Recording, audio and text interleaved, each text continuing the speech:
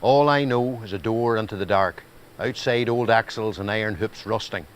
In his poem, The Forge, the famous poet Seamus Heaney, who was born just half a mile down the road from here, wrote these lines at the blacksmith shop I'm about to visit.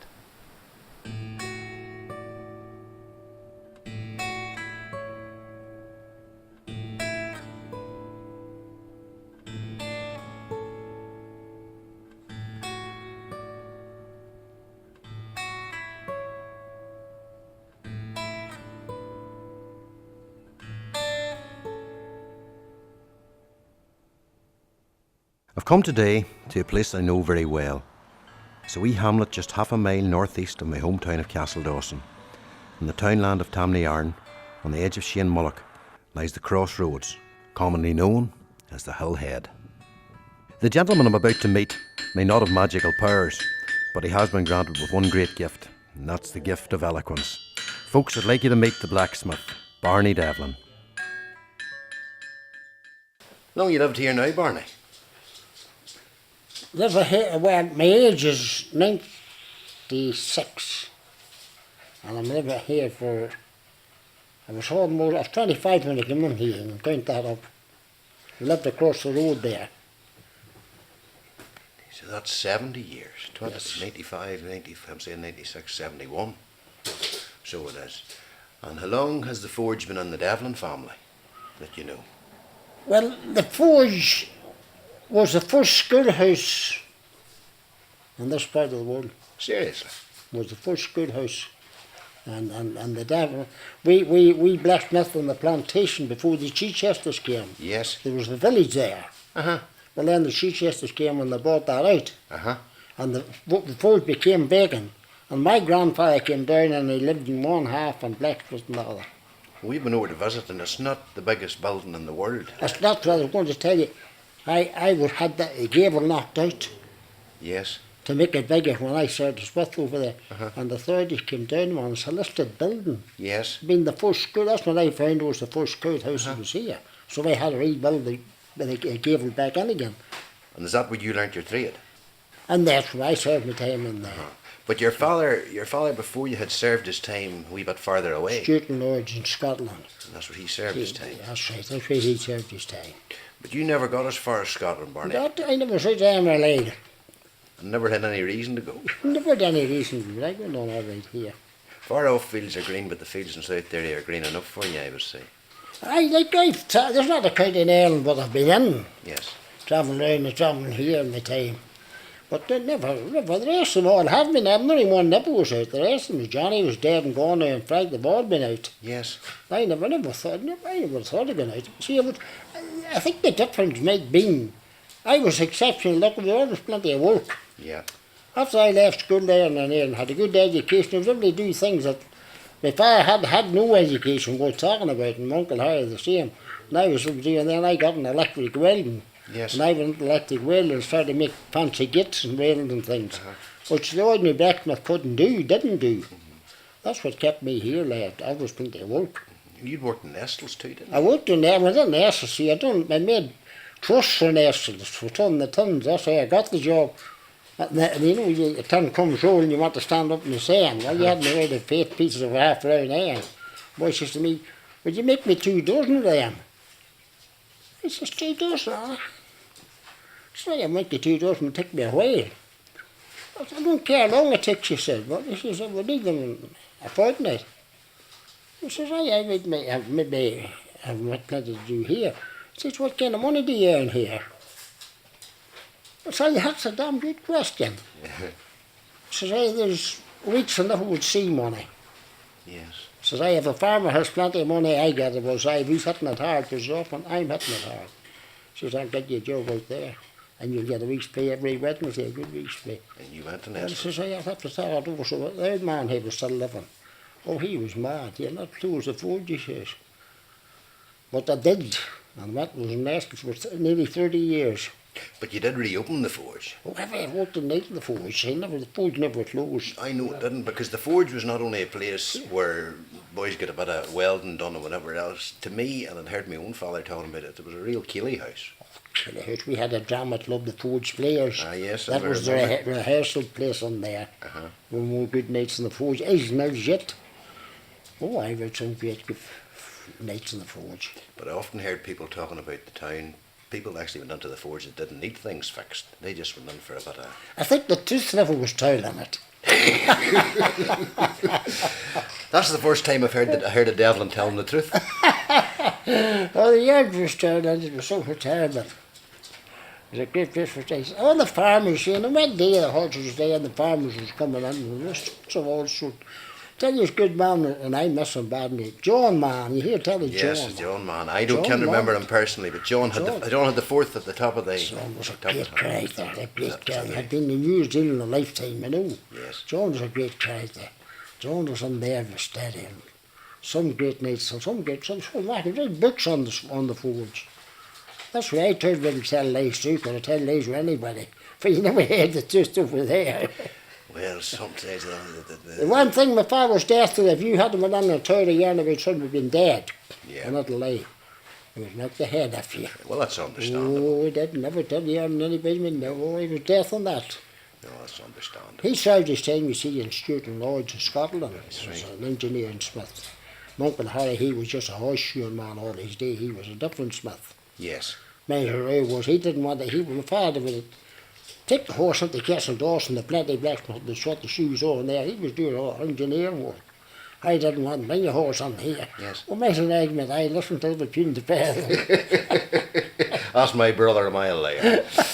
What happened to the days whenever they were hipping the wheels? Yes, you never was a sober man when it was over. That's why I never got drunk. Because once the fight was up, and then I tell you all, at that time there's too much patching. Yes. Far too much patching. God almighty. I mind as a young fellow saying, that's the wrong hook done that. Shut your earrings down there. Were you only a young fella at the time? Even a young fellow at the time. Yeah, see. It was the hook of the wheel was a big day. Yes. What time of the morning did you start at when you're doing that? Well, we see, if I wouldn't have hit the wheel, it had at least maybe a dozen wheels to it. Yes. I wouldn't have hit one wheel or two wheel. And you would have started to be 10 o'clock and if I had to light the switch, you had to get the truck. You had to have a big troll fire and then you had to build the hoops up. This was done outside, this wasn't done in the Forge? Oh, not at all, the wheels was hooked outside. Yes. Oh, I plit and all, the hooping plits on the shop, I'll show you it. Yes. I brought it in when it was funny, you had to get in the wall. Your wheel sat in that, and then your hip was hit it. Your hip had been made about 2 inches in diameter, smaller than the wheel. Yes. Then your hip, troll fire, expanded that. Yes. Then you dapped it over the wheel, and then the water you could it to fuck it lighten. And that But came in. then not pull the wheel down. Pull the wheel in. And who'd have done the woodwork then? The That mill man rights? there in the road called Woody Dawson, he was one of the best carpenters of that time. There's a lot of people bought wheel made by somebody else, but Dawson was the man of the moment. He's dead. There's a lot of work in making the actual the spokes and whatever else as They're well. making for the hips. You have to know to leave so much in the spoke to give and Yes. so much in the palace to meet. Yes. Or the hip wouldn't pull nothing. The hip needed something to pull. Yes. To pull them together, you know. Who would you get the day to do that? Oh yeah, you wouldn't get a carpenter to do it. Laugh at you now. They would. Old Woody Dawson was a genuine ass. Genuine man out of the hip of the wheels. And when's a good day I think the hip of the wheels. It was always a good plenty of drink. I never drank. I was lucky in except I said to me when he was dying there, like, you've been exceptionally lucky and you don't know it. I mentioned, "Oi, you don't drink." But Barney, where we're at here now, and a lot of people probably don't realise it, that was the main road between Belfast and Derry Oh, yeah. and beyond. Yep, that's right. And it was an old concrete road with bitumen That's joints right. back in the day. That's right. So, but we were outside the day, and it's still quite a busy road. Oh, still a busy road. Oh, it is still a busy road. It is, but when they cut it off there now and start them up there and they go all the new road now, I just saved the good bit. It has. But then you get the boy that knows you're 8 miles nearer if you come this way. 8 miles? Yeah, well, maybe more. If a boy told me one day, if you come and count the island, once you hit the island, he says you could sit there maybe 5 minutes with cars coming before you That's get right. home. No, that's very, He very says it means a lot. Very, Oh, very that's right. Very true. And no football any more, Barney. You've hung up the boots, I believe. Oh, Lord, I'm finished about my God, my age. You don't like playing football. But you still watch a bit. Oh, standing would miss a good match. No, I know that. I don't like the type of football they play now. Is it because the boys fall over too easy? Yeah, it's not that a man takes too much of the ball. Yes. Yeah, and the main thing in football that I was taught is what you last kick of the ball you, that's what counts. Hitting 4 or 5 men does not count. But what did you do with that ball when you were finished with it? Yes. That's what counts. When I watch on the television, they bid 3 men the loser, and the crowd claps and I might even be booed for that. It's the last kick that counts, but they don't.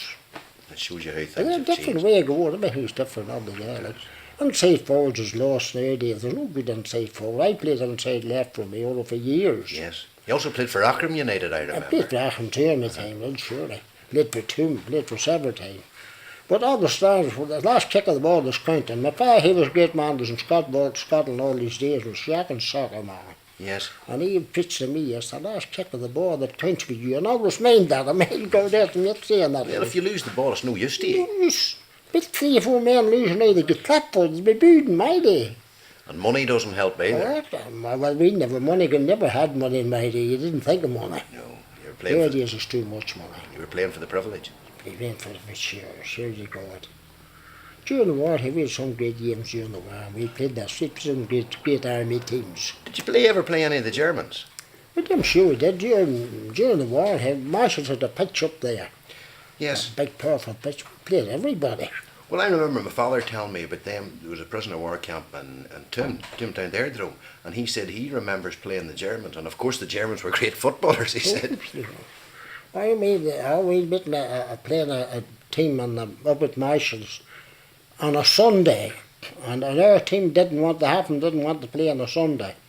And I told the man in charge of the army, saying, half our team doesn't want to play on a Sunday. I said, you're feeling getting bit. So they're not as damn but afraid, but they just said, listen, say, I tell you this, I'm not keen myself on playing on a Sunday. Well, he says, yeah, and you don't want to play. So I had a talk with the boys, so I told the boys, we played them on Sunday, we played them up with Marshals and bit them 2-0. You never seen them taking as bad in all your life as the army did.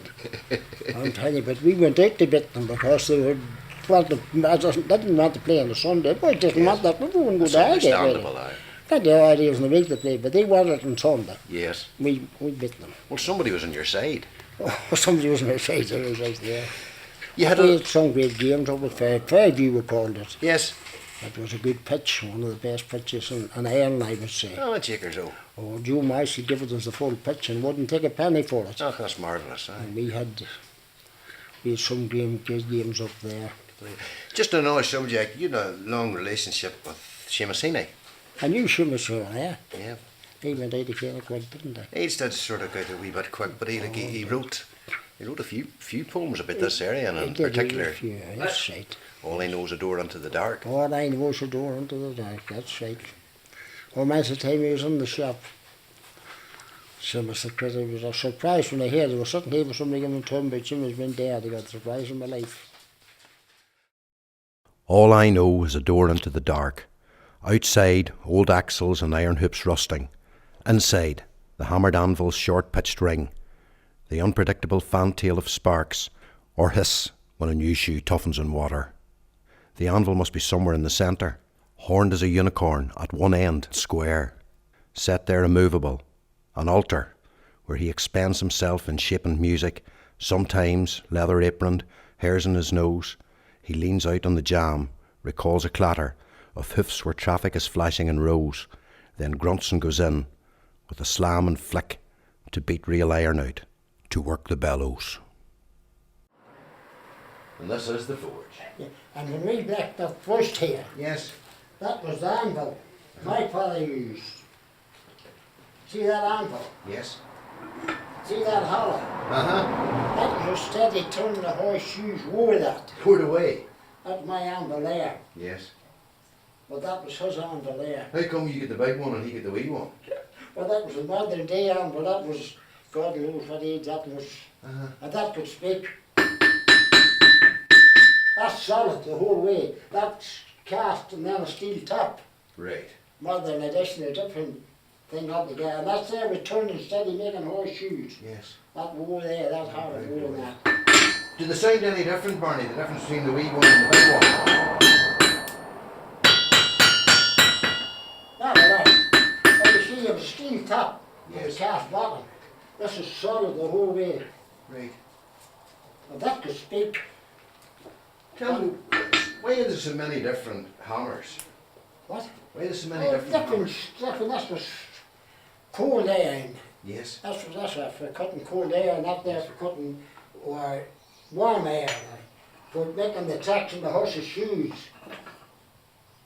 And that there for going down the horse's shoes. These are all different tools. Yes. For punching the horse's shoes.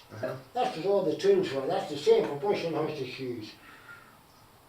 That's it. That had to be filled with horse's shoes every morning. Every night when you finished. For the next day.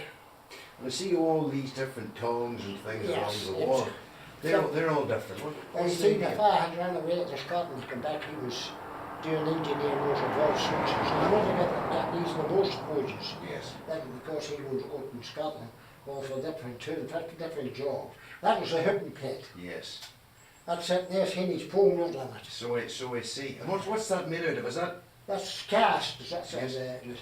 and the heat round there and the put cold water with brother here in the spot.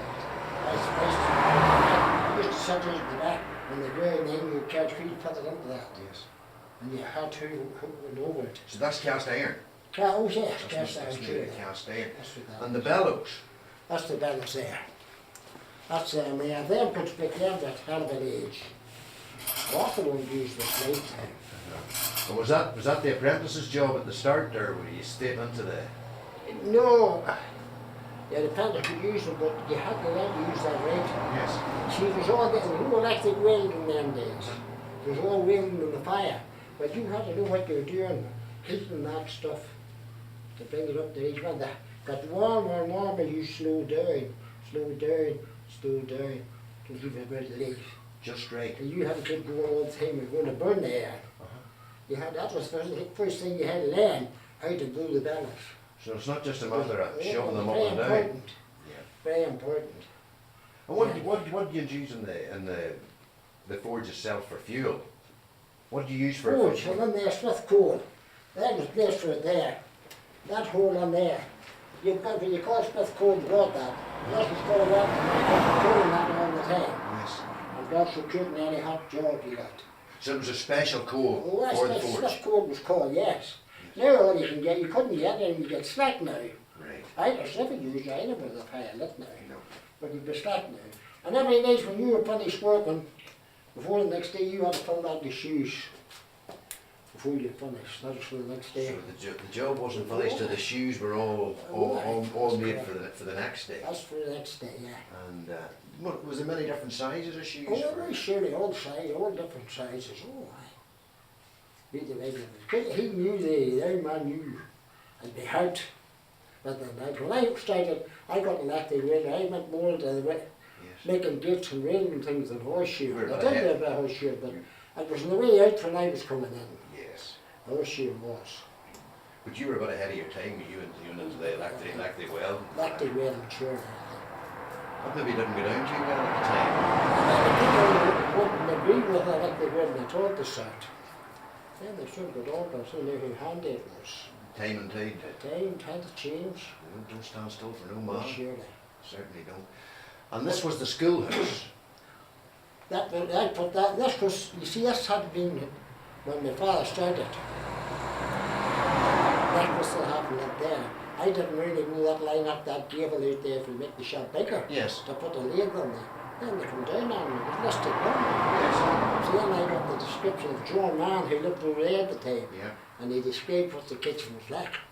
And I brought it back as best I could. I couldn't do anything about the adapt for the concrete floor was in. But I put the fireplace on just the same as it had been. Well, it is very To authentic. show that it's made that it's possible. It is very authentic, Barney. It definitely is. And you're telling me people lived in that small area. Lived in that small area and worked in this. Well, they probably were never cold. Never were cold in them days. There's a great line, I think, where he marries on the old blacksmith shop, and what's blacksmith shop used for is shoeing horses, and the forward line there is, His nephew heard it, talking about the party of the animal here. His nephew heard it in Edmonton, Alberta. The cellular phone held high as a horse's ear. Brilliant line. It is. It was the one that caught me today because I know how high a horse's ear, especially. Well, that's the whole idea of heard it, and the horse headed that height down the phone. I thought it was brilliant. Barney smiling to himself. There's a couple of verses to Well, I think even the last line, Barney put to me, he says, "You'll maybe write a poem." You sort of coerced him into writing another poem with the fours.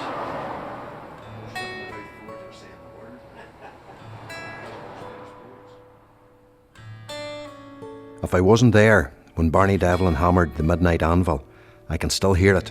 12 blows struck for the millennium. His nephew heard it in Edmonton, Alberta. The cellular phone held high as a horse's ear. Barney smiling to himself. Afterwards I thought, church bells beyond the stars heard, and then imagined Barney putting it to me, "You'll maybe write a poem."